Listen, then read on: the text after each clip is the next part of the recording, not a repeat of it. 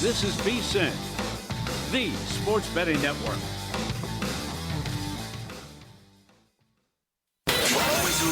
Follow the money. That's what I always say. You always follow the money. Yeah. This is Follow the Money with Mitch Moss and Paulie Howard on VSiN. Thanks for checking in today, watching the program on YouTube TV, listening on SiriusXM channel 158, iHeartRadio, TuneIn Radio, or any of our stellar affiliates across the country. Busy hour coming up. Bottom half of it, G Unit, Greg Peterson on the program. His look at tonight's college basketball card and tomorrow's outstanding schedule of games that we have. Also, we'll give you some live betting numbers as USA and Slovakia will pick up in the third period. Right now, 5-0 USA, second intermission. Runaway freight train here, Paulie, as they get ready for the gold medal game tomorrow against Canada. Sunday, that is. Goalie change as well. So Canada $1.25 at DraftKings. All right, so we're going to tie this into some odds that you can find in various places, prediction markets. ESPN today had a story on possible trades and landing spots, and then an explanation why it would make sense for both teams for Max Crosby.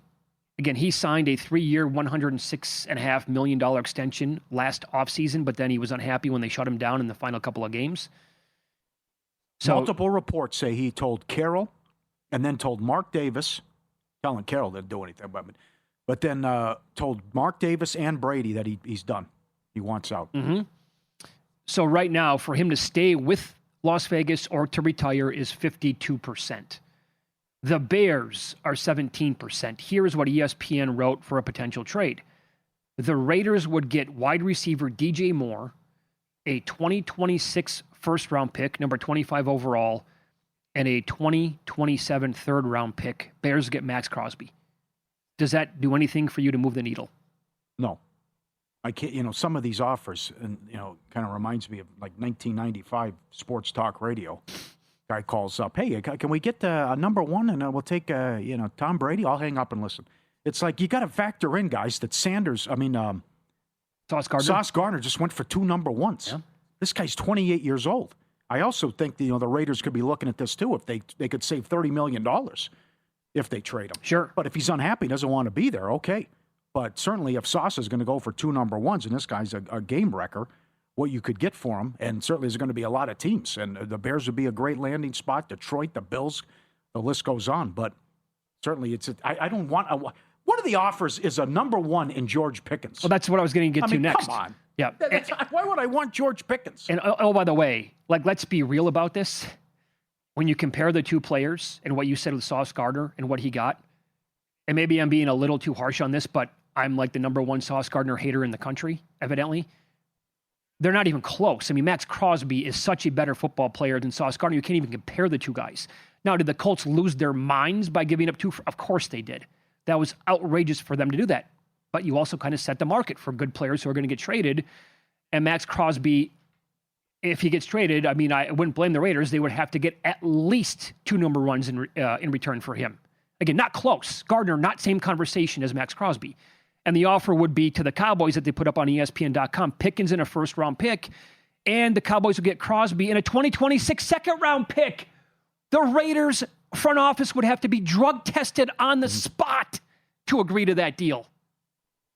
And the Cowboys are 10% to get him. That's one of the... Come on! What are we doing here?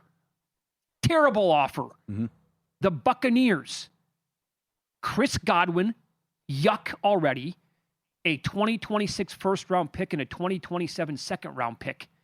The Buccaneers will get Crosby and a 2027 fifth. I don't want an injury-prone wide receiver. It's not even in the... Also, again, yeah.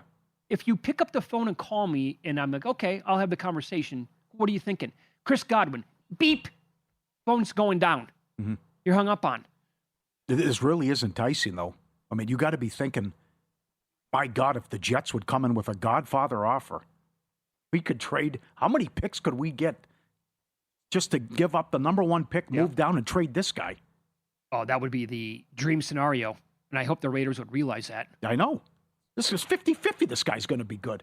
Sure. Oh, totally. Yeah. I mean, you look at the track record of quarterbacks that go number one. This is another offer that they presented. Chargers would get Max Crosby. That's it. The one player they would get. No picks. The Raiders would get a second rounder in 2026, that is number 55 overall, a 2026 sixth round pick, and a 2027 fifth round pick. Is that the worst offer of the bunch? Mm-hmm. And I doubt they trade him in the division, too. True. Come on. Yep. Come on with that. This is what I found interesting. Kyler Murray's next team, the Vikings, are the favorites. 23%. Tua, Atlanta, the favorite. They're going to cut Cousins. Ryan didn't go to war and go to bat for Penix. Mm-hmm. And his, talking about his development. Kyler Murray on the Vikings, that's pretty good. He's 23%. Yeah. The Jets, 13%. Cleveland is 18%. Atlanta is 15%. Here would be my question for the Atlanta organization. Is Kyler Murray or Tua Tagovailoa better than Michael Penix? Kyler Murray is. But is he better beyond like next year? Tua's not. Not at this stage of the game. Kyler Murray with those weapons, though, either in Atlanta or Minnesota, with a great coach in O'Connell? Yeah. So if I told you right now that I had inside information, I don't, but if I did, that Kyler Murray was in fact going to go to Minnesota, and right now the Vikings can be had at around 60-1 to win the Super Bowl, would you make a bet on them? After what I saw last year, yeah. You would? With the defense, and they still won that many games, even though they got lucky a little bit? I might. I'm not poo-pooing it at all. I think I might. Would you bet on Atlanta? They're 80-1. Absolutely. Well, yeah, and over 6.5? Yes. Yeah, in that division. Oh, yeah. I think that we need to make a drive to Arizona together. Yeah. Because DraftKings is not in Nevada. And when you brought that up yesterday, I didn't even look at the numbers that low, and you said Atlanta was 6.5. Now it's been bumped up to like minus 140, minus 150. Paul, that's worth making a bet a year in advance. You can be a game manager there. Just give it to Bijan and run the short stuff to London and dump it off to Pitts. I mean, the old man was winning games, Cousins. Mm-hmm. And the other one I forgot to mention because we ran out of time. The Browns are 6.5. They're going to win 7 games in that division? Who's starting week 1? Sanders 50%, Watson 25%. Come on. Oh, good luck with that. They're going to go 7 and 10. Why would it be 6.5? Because the defense is so good again? Do we think that Monken is an upgrade over Stefanski? And you're right, in that division, you figure, okay, right. No Tomlin, first Where's time the 20 offense? years. Where are but the pieces? I know, right. And I guess what are the Steelers going to do at quarterback? That's the unknown yet. It appears it's going to be Rodgers. I think it would be as well. That he's going to work it out with McCarthy and say, okay, I'll come back one more year. Yeah. Tua doesn't do anything for me anywhere, unfortunately. I like the guy. I wish it would have worked out for him, but I can't get there. Tyreek Hill's next team, Chiefs 51%. Good, timely. Reed was asked about it today. Says, I know nothing. Buffalo, 22%. That's would you do it in Buffalo? I don't know. So I'd like that's how the question. Yeah. I like how the last 2 years have looked with this everybody eats mantra and how the offenses look since they got rid of Diggs. But you need help at the position. But then this guy coming off a big injury, how much he has left in, and he's a diva too. What do you think about A.J. Brown going there? I'd rather have A.J. Brown than Tyreek Hill. Well, yeah, so would I. Buffalo is only 6% to get A.J. Brown. New England is 24% to get him. Staying with Philadelphia, or they always throw in to retire, is 54%. Yeah. Both teams, I think, would make a lot of sense to me. I think A.J. Brown with Drake May would be pretty damn cool. But then are we going to have A.J. Brown and Diggs on the same team? Okay. What do you circle back? Will Rodgers retire? No is 62%. He's going to run it back, don't you think? He won a division. Yeah. He's in a good system where he knows the guys and he can lean on the defense. And now going playing for a coach that he knows well. One more run at it? I would like to see one more. I mean, it appears he's coming back, and it's going to be the Steelers based on everything you're hearing. Yeah. I'm totally okay with that. Why would he go? I saw one thing mentioned, well, maybe Arizona. That'd be crazy. No, there's no That's point in outrageous. that. You'd never do that. No. That would be a waste And the career, how people would remember that, you probably don't want Yeah. to do that either. And you're not going to go anywhere with Arizona in that division, obviously. So the Bills, so what's the best solution for them than a wide receiver? Because they do need to get a little bit better at the position. But also, it's the front office.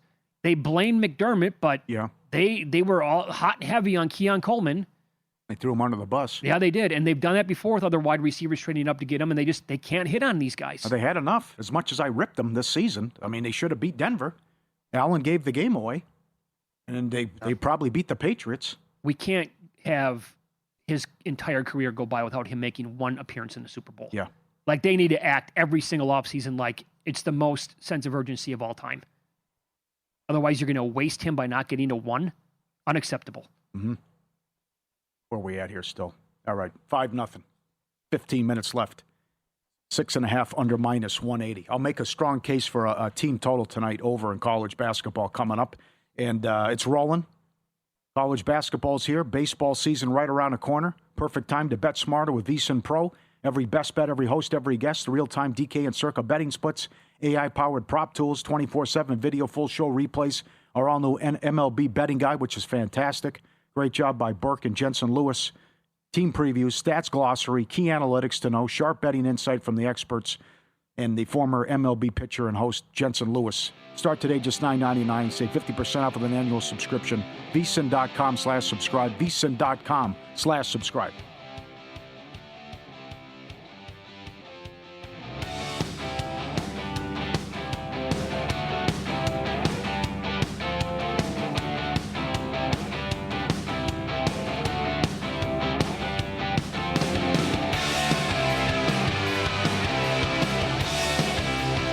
So you're listening to this podcast because you want an edge. But what if I told you you're only halfway there? You've got the mindset. Now it's time to get the toolkit to match. Here's the thing. Pro bettors spend thousands on data and tools, but what they don't want you to know is you can get the same edge for a fraction of the cost with VSiN Pro. With VSiN Pro, you get access to expert picks, public betting data, prop projections, powerful tools, analytics, and more. Tap the link in the description and see why thousands of bettors are already using VSiN Pro to cash more bets.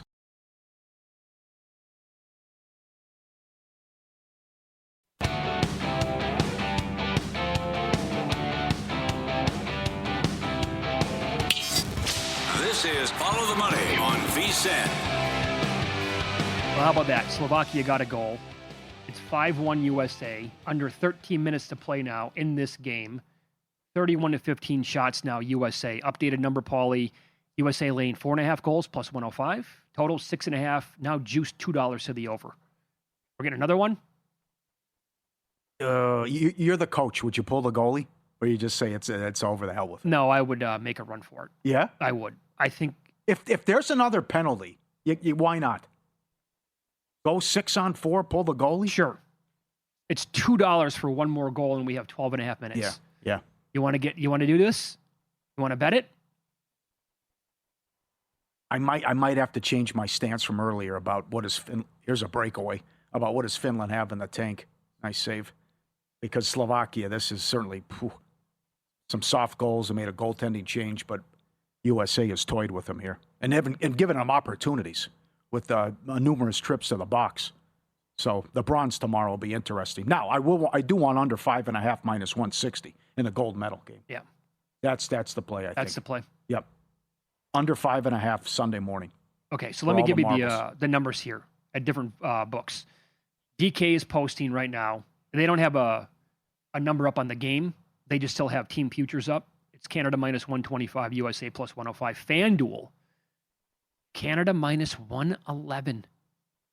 USA, US plus, check that, minus 108. That's razor thin, my man.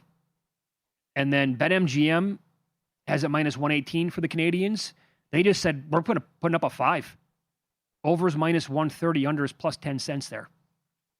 You think 5 is the better number for the total? Yes. I don't mind first period under 2. How does USA beat Canada? It's Hellebuck standing on his head, right? No way. There's not a big difference here. No. I don't. Oh, you don't think so? No. So they could win a 6-5 game? He doesn't have to. No, I'm saying he doesn't have to stand on his head. He can just be Hellebuck and just, be fine. I mean, we've been impressed with Canada so far. Well, I mean, they've been lucky the last 2 games. They were down 2-0 midway through today. No, I'm trying to. I mean, this nonsense about go back to the Gretzky Lemieux team in '87. It's like, and I'd love to talk to Eddie Olczyk too, but this is not this unbelievable, unbeatable team. They've proven it. Yeah. So it's going to be a close game, and he doesn't have to play out of his mind to win. And as I said earlier, and I stand by, and I can't wait to talk to Linda Cohen, who was a goalie.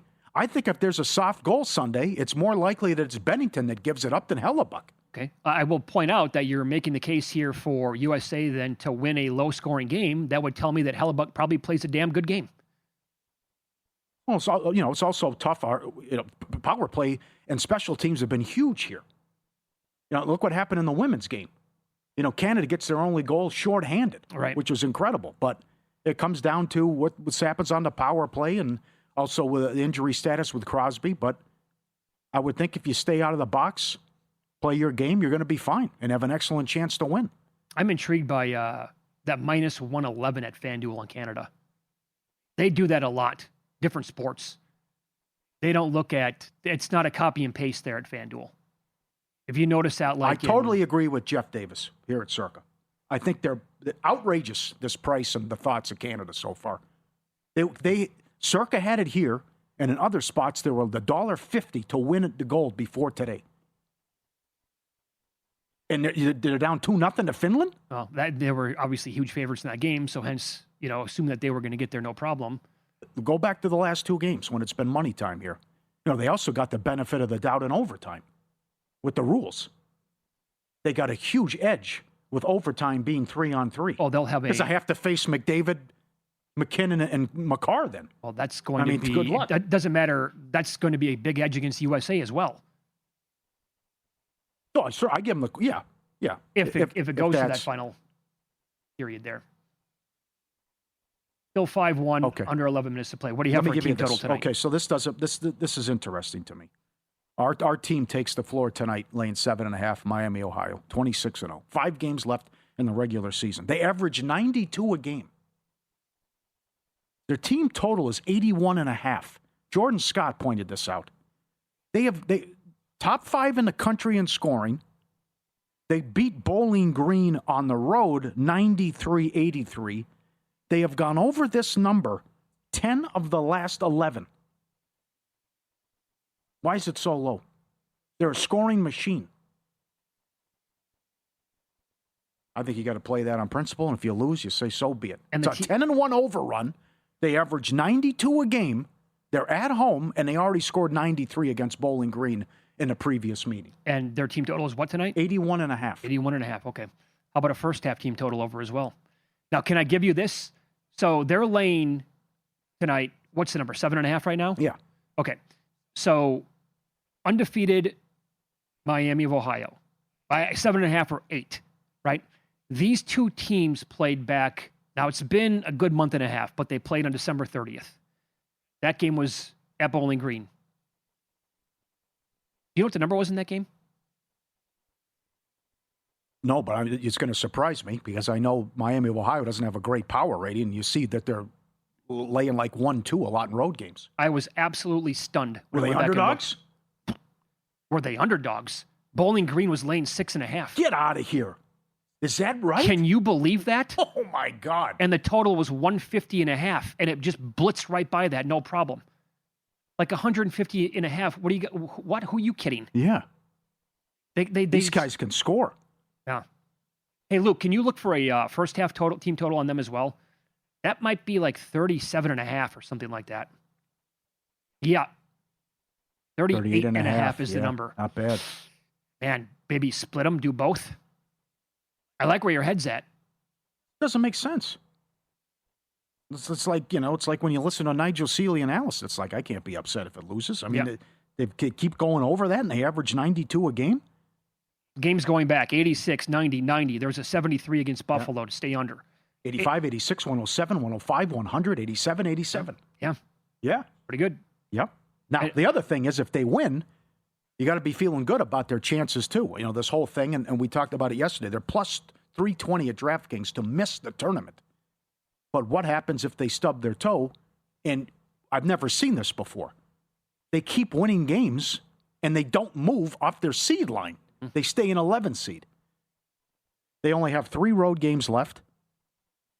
Eastern Michigan and Western Michigan are 2 of them, and they're at the bottom of the conference of the MAC. They get Toledo at home. They close at Ohio.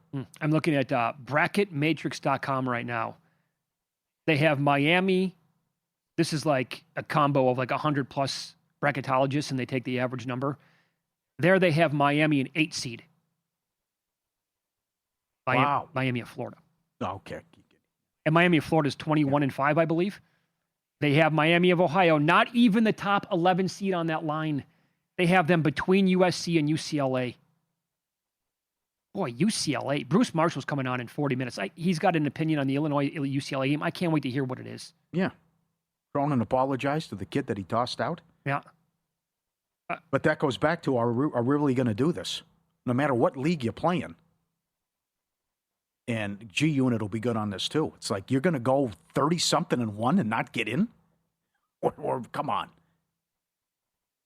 Compared to the trash that's on the bubble? No kidding. I'm looking at Bart Torvik right now because he has something up there called the Attorney Cast, which takes like the average seed line for teams overall. And oh boy, I gotta refresh this because I couldn't even find it at my first glance. He's got the average 11.3 with Miami. And there are several teams on the 11 ahead of them. It sounds like this is really going to be close. Boy, this is unfortunate. Well, if they would lose tonight against a team that they beat by 10 earlier, Paul, the narrative around... it depends who the loss. You're plus 320 and them to miss a tournament all of a sudden goes to like even money. If they enter the conference tournament undefeated, come on. But we've done this before in a little different way. I remember when St. Joe's was undefeated. This is Atlantic 10. Jameer Nelson, Delonte West, Elite Eight. And Carroll kid who could shoot. All the talk was, oh boy, if they lose, we can't give them a 1 seed. Yeah. What do you think? People couldn't wait to get out of here. Billy Packer, all this, and then they were one play away from making a Final Four. I think the same thing was with Wichita the year that they were undefeated going to the tournament. If they lost a game, are they going to be a 1 seed? Yeah. And then they happened. The committee gave them, still to this day, I think maybe the most difficult region I've ever seen. Right. Another good point. I forgot about the Wichita team. Yeah. But it's like we still have to evaluate wins and losses, and it means something that it's hard to win on the road. Here's something for you. Look what UConn just did to Creighton. Nothing's a gimme. So let's say Miami gets into the tournament, and it doesn't matter. Say they're a 10 or an 11 seed. Do you think the 7 or the 6 seed will be another, quote, mid-major? Or will they be an actually pretty decent team? Like, they'll probably put them against, like, Kentucky and say, Kentucky, get this team out of the tournament. Greg Peterson on the program next. We'll get some best bets for tonight's college basketball card and his opinion on the Michigan-Duke number tomorrow here on Follow the Money. It's VSiN, the Sports Betting Network.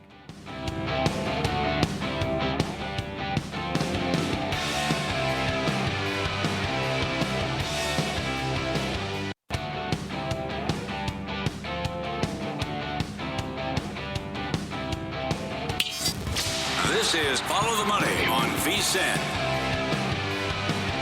More college basketball here. Tonight's card and a look at some of the dandies that we have on the schedule for tomorrow. We go out to the Progressive Guest Line. G Unit himself, Greg Peterson, joins the program. He is the host of the VSiN Coast to Coast Hoops podcast, available everywhere. G Unit, my man, we were just talking about Miami of Ohio. Paulie was making a case for their team total over in this game. They're currently here at Circa Lane 8. Total is 154.5. I know you wrote this game up today at vsin.com. Your thoughts here on the numbers? I did take a shot here on Bowling Green, mainly because I think that this is going to be a little bit of a tricky matchup for Miami of Ohio. Now, I do not think that this is going to be their first loss. I would not be looking at the money line. I set my line at 7, mainly because Bowling Green has done a great job on the road of being able to limit teams from three-point range. They allow opponents away from them to shoot only 31% from 3. It's a top 45 mark in the country. They're also top 50 team in terms of generating turnovers. And the one weakness I have found with Miami of Ohio this year, they don't grab second chances. They're outside the top 275 in terms of percentage of their missed shots that result in an offensive rebound. Bowling Green has actually been very good on the defensive glass as well. And I just really like Todd Simon coach teams. It always feels like he gets the most out of his programs. This has been a Bowling Green team that has been tremendously under, by the way. So I did take a shot here on the under. Recognize that Miami of Ohio last time around, they went on the road, got the job done against Bowling Green. But I think that you get a little bit of a closer game. And I think Bowling Green is going to look up the blueprint on Miami of Ohio and try to slow this game down. So I like the under and the points with Bowling Green. Where you have them power rated? And your thoughts on, would the committee leave out a team that has 30 wins if they have a conference loss or losing the conference title game?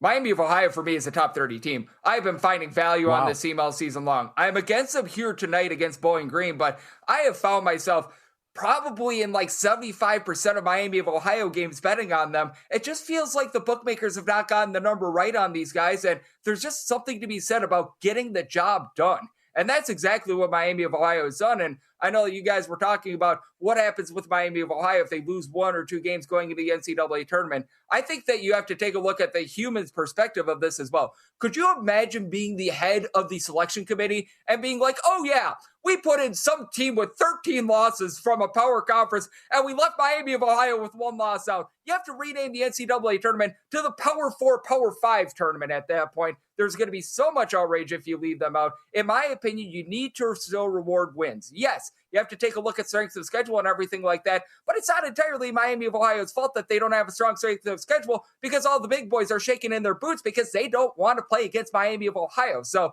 Miami of Ohio's strength of schedule, not entirely on them, and I think that that needs to be recognized as well. Okay, I agree that it's hard for them to get those games as well, no doubt. A team that's on a roll, I was going to sing their praises this week, and then they lost to Rhode Island, but St. Louis has a hell of a team. Probably on the 8-9 line. VCU, a good program as well. Can St. Louis rebound tonight at home against VCU? By the way, I remember you guys were talking about this. What happens if Miami of Ohio is 11 seed? What happens if St. Louis wins out and they pair up St. Louis versus Miami of Ohio in the first round? Now, that would be insane to say the least, but I love the St. Louis team. I'm willing to lay the number right now, seeing that at 7.5. I felt like this should be a double-figure line because when a lot of people think of St. Louis, they think of Robbie Avila and Josh Schertz. Rightfully so. We remember what they did over at Indiana State 2 seasons ago. This is a very complete team, though. Like, Robbie Avila is your top scorer. He only gives you like 12.5 points per game, though, because you've got 8 different guys that give you over 7.5 points per game. I go back a few weeks ago. They were up against Davidson. Their number, like 7 or 8 scorer, Brady Dunlap, comes off the bench and buries like 6 threes. Like, this is a team that gets it from all different guys. They don't have a single guy that gives you over 6 rebounds per game, yet they're a top 25 team in terms of rebound percentage. They do a great job in terms of guarding the 3 as well. Like, you think of St. Louis being this great 3-point shooting team. They're second in the country. They're also 5th at guarding the 3 as well. Like, this is one of the most complete teams in the country. If it wasn't for a fluky loss, I believe, against Stanford, we'd be looking at them only being a 1-loss team as well. Willing to back St. Louis here, made them a 10-point favorite. Good call by you, by the way. If they put Miami against St. Louis, that would be worse. They really would be. Yeah. Yep. Okay, so I tell you this, another marquee game tonight. I don't trust Purdue as far as you can throw them. They're laying 11 and 11.5 against Indiana tonight. Total is 149.5. What do you make of this game?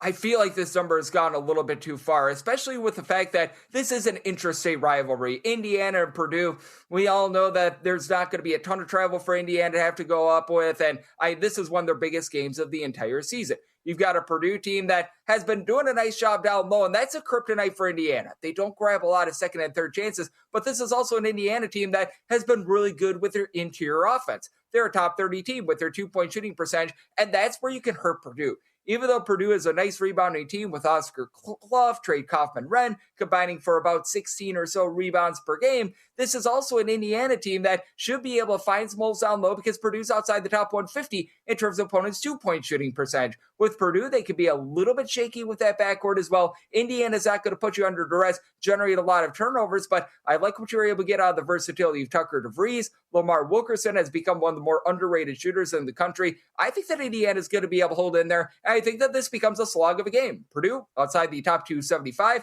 terms of total possessions per game. Indiana's been slowing down as the season has went along as well. Was seeing that total in the high 140s overnight. I took an under, and I'm in on the points with Indiana, seeing that at 11.5. All right. Greg Peterson, our guest, host of the VSiN Coast to Coast Hoops podcast. He's on the Progressive Guest Line.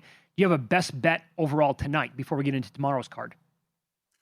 I think that we've got a very interesting slate of Metro Atlantic action, and I'm going to take a low total under here. You've got Merrimack versus Siena. These two teams are really looking to play slugs right now. These two teams are outside the top 355 in terms of total possessions per game. You've got a Siena group that has traveled really well. Top 25 team in the country in terms of turnovers generated on a per possession basis away from them. Merrimack, they're always a team that generates turnovers. Top 35 team with that regard as well. So not only do you have a slow game, you've got a game that is going to feature a lot of dead possessions as well. Now, both teams shoot it quite well at the free throw line. That's going to help you out a little bit if you do have a bit of a tighter game. But with seeing that total overnight, 131.5, 132.5, I felt like that total should have been more in the 120s. Right now, it's up to about a 134. I like that under in Siena versus Merrimack.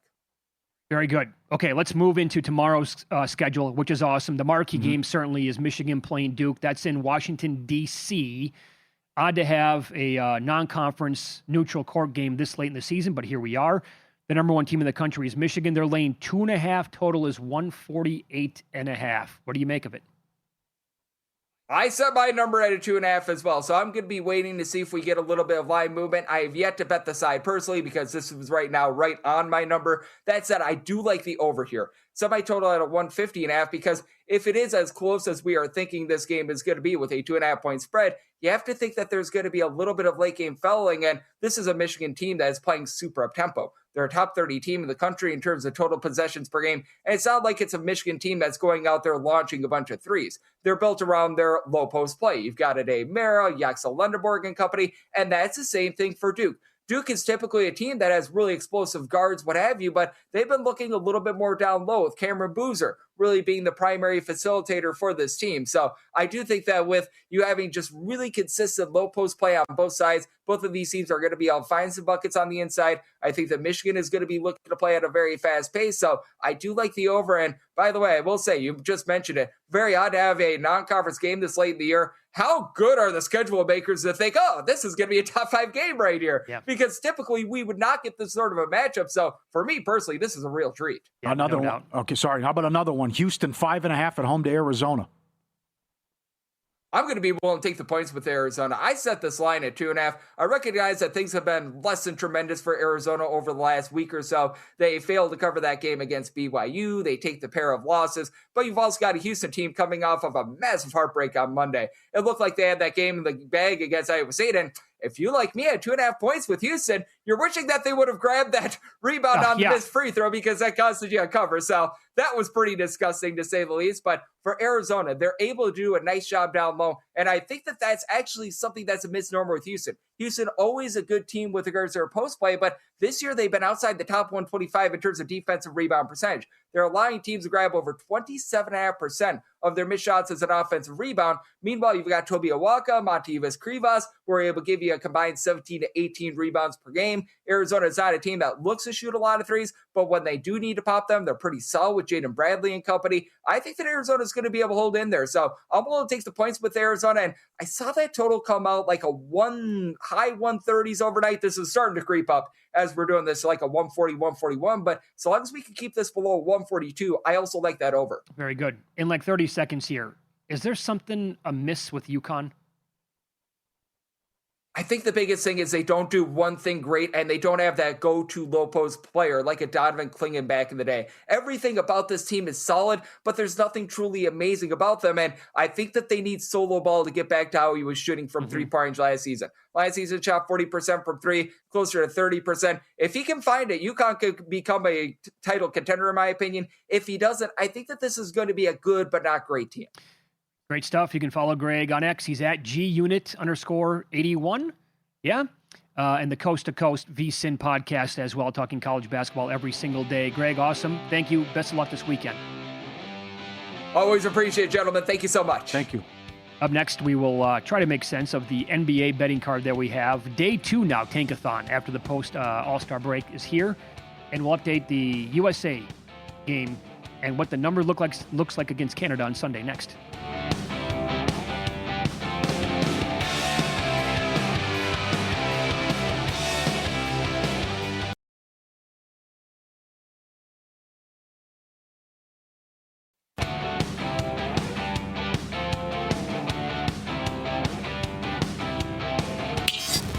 This is Follow the Money on VSiN. 6-2 final, wire-to-wire, bloodbath, Canada all over Slovakia. So USA. What did I say? You said Canada. No, USA all over. I'm looking ahead to Sunday. USA all over Slovakia. So those two teams now will meet on Sunday in the gold medal match. That's at 8:10 a.m. Eastern Time, 5:10 out here in the West Coast. FanDuel did have Canada minus 111 when we talked about it a half an hour ago, and USA minus 108. They have moved it now 2 cents. Canada's minus 113. DK holding steady at minus 125 on Team Canada there. Total is 5.5 at FanDuel. DK as well. Okay. Yep. You like the under minus 155 at DK. Okay. Your initial thoughts is that you like the under in that one. Yep. How about that? It was nothing came easy really in the Olympics. That one was easy until today. But that was right. That ended the streak of number one, all these tight games / overtime games going back. So great job. It was over early. The only chance they gave them was take ridiculous penalties. They settled down after the first period. They also got a soft one to start, but opened it up. Then a couple soft goals. Goalie change, that was all she wrote. They hang on. So more on this with Linda Cohen coming up and who she likes in the matchup and also who has the goaltending edge. She was a goalie. I want to get her thoughts on that too. But I say under 5.5 Sunday morning. Tonight's NBA card, some of these numbers have been all over the map. That's going to be the case here, especially early out of the gates. Boy, this is so hard. But you got to take Memphis, don't you? Utah's doing this again. No George. Markkanen's got the flu. Nurkic out. I mean, this is going to be tough here. We're going to have to do this for 2 months. But well, for the Grizzlies, though, there's no Edey. There's no Ty Jerome. There's no Morant still. There's no Coward. How about a guy that I was making a case for when he was hot a couple of weeks back? His points total tonight is 16.5. Cam Spencer tonight. It's going to be like, okay, yeah, one of those areas where young fella, go out there. There's no Ty Jerome tonight. If you want to shoot the ball 28 times, feel free. Maybe to look at him. I feel burned still from the Neat Clifford prop last night. So I'm definitely treading lightly here with these teams that are just rubbing it right in our faces. Like they don't care about any of it. Yeah. Don't want to win. Well, the Indiana-Washington game's tough too. With these two tanking teams going against each other and 228. So nightmare for these teams because someone's got to win. How about your Hornets? Tough loss yesterday. At home against Houston, back-to-back. Now they take on Cleveland, who had an easy time of it against the Nets. Cleveland, 5.5. So try to keep this run going. 229.5 the total. Ball says he's okay, even though he was shook up with the car accident. Okay, so the point spread, there's no Mobley tonight for Cleveland. They opened up 4.5 was the first number that I saw. I saw that number move to 6.5, then back to 6, and now down to 5. I think Cleveland just wins the game outright. I don't think Charlotte beats them. That seems aggressive, this line. So, yeah, I don't want to lay the points. But I kind of want to parlay Cleveland on a money line bet. And I think the Lakers would make sense because of back-to-back with the Clippers. And that's better than even money. All right. Mitchell, 6-1 underrun with the rebounds.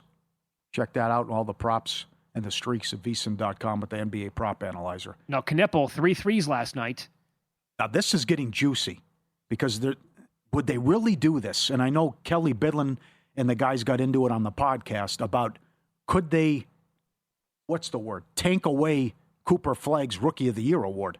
Number one, Knipple has an argument. He's playing so well. You outlined the case where how many he could set the record for threes. And now he will soon. Okay, and Flagg's not gonna play tonight.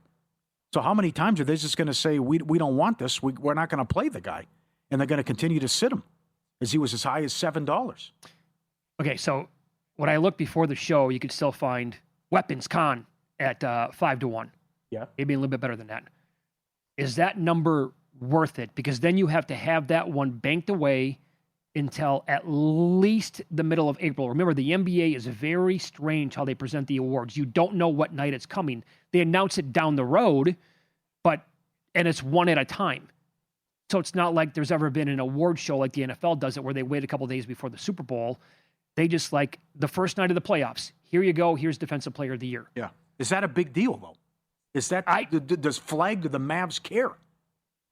Because Utah's just going to, not that he was going to win it, but Utah has torpedoed any chance George has. Sure. Because he's out again. Right. But I mean, if you're Cooper Flag, I think that you would care about that kind of thing.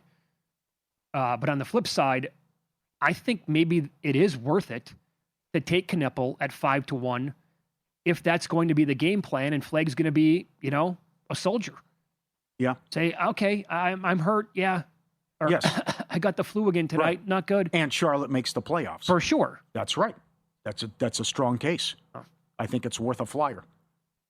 And I know Bontemps was talking about this on the Hoop Collective podcast this week. And he was pointing out that Flag's season obviously has been outstanding.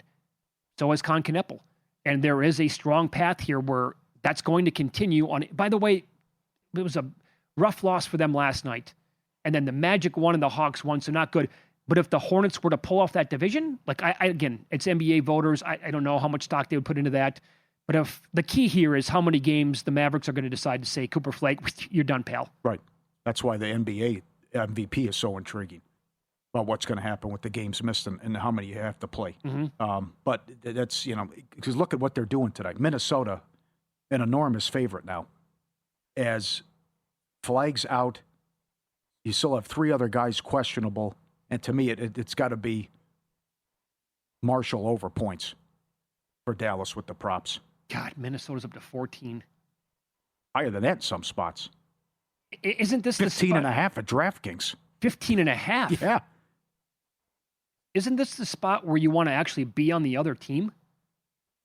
Isn't this the team that Minnesota takes lightly? Yeah. And despite Dallas not playing any of their best players, Marshall's really good. But you know what I'm saying? We've seen this before over the years with this core of Minnesota players where it's like, okay, they can beat Oklahoma City by 14, and then 3 nights later, the perfect example was the Jazz game. Well, the other thing, too, the line, the total moved 4 or 5 points. It's up to 239.5. That keeps going. So I think this is the one that we're going to play fast. We're tanking to make sure we don't win and get blown out. Yeah, they want to have a zillion possessions in this game. Yeah, and that's why he keep coming back to Marshall props, too, who can score. And I would think he gets at least 19 points for Dallas. And the list is growing about guys who are going to miss with Martin. And I don't think Christie's playing either. With Martin and Gafford questionable, too. Right. How about the Nuggets game tonight, back-to-back? By the way, did you see how they lost that game? Murray went to the free throw line and won 115-114 with like a second left, and he missed the free throw. Otherwise, we get overtime there. And now, look at this. The Nuggets opened up 4.5 last night after that game was over with. And Portland is now a 1.5-point favorite. That total is 240, and there's no Shaden Sharp tonight for the Blazers. Mm-hmm. Portland's playing well. I think they get him. But if you read Makinen's article at vsin.com, Portland, all his NBA tidbits and notes, 17-5 overrun when they're favored. So that is now in play here. Very nice. With the big move. And what came down now? Okay, Lakers 6.5 against the Clippers. So you're supposed to get a healthy Reeves and a healthy Luka tonight against the Clippers in that fantastic comeback win when Mathurin poured in 38. By the way, there was a good point by, I don't remember who I saw on X point this out, but I think it was in the Clippers front office. They said, hey, let's not forget, Mathurin is a guy who scored 29 points in an NBA Finals game. Mm-hmm. Like, the guy can play. Yeah. He was phenomenal at Arizona. Yep. And it looked like he was going to be a walking bucket in the NBA. Hasn't exactly lived up to it, but he's had moments, and last night was probably like his career highlight. Yep. Other props, going to this Milwaukee game with the Tank Fest against New Orleans. New Orleans laying 4.5. Porter on an 18-8 overrun assists. Zach Cohen made the case for Porter over assists today in his article, which is strong. And Cam Thomas, 8 straight under his rebound prop tonight against the Pelicans. Bucks in action. Baseball season here, and if you're betting MLB, Don't step up to the plate unprepared. The new VSiN MLB betting guide is fantastic and out now in your playbook for the entire season. Team previews, deep dive into whether money really buys championships, MVP and Cy Young Awards analysis, every betting insight from the team and the player perspective from former pitcher and VSiN host Jensen Lewis. It's yours for $19.99 or become a VSiN Pro subscriber and get the guide included, along with every best bet, every host, every guest, and the betting splits, AI-powered prop tools, VSiN.com/guide, VSiN.com/guide. LeBron downgraded to questionable in the game tonight. All right, there's your move. Yeah. It was up to 8.5. Up to 8.5, Early. now down to 6.5. All right. Longtime friend of the show on the network, Bruce Marshall, on the program. You know that he likes to get dirty with some of the bad teams in college basketball. We'll get his best bets for tonight and look at tomorrow's card as well coming up on Follow the Money. It's VSiN, the Sports Betting Network.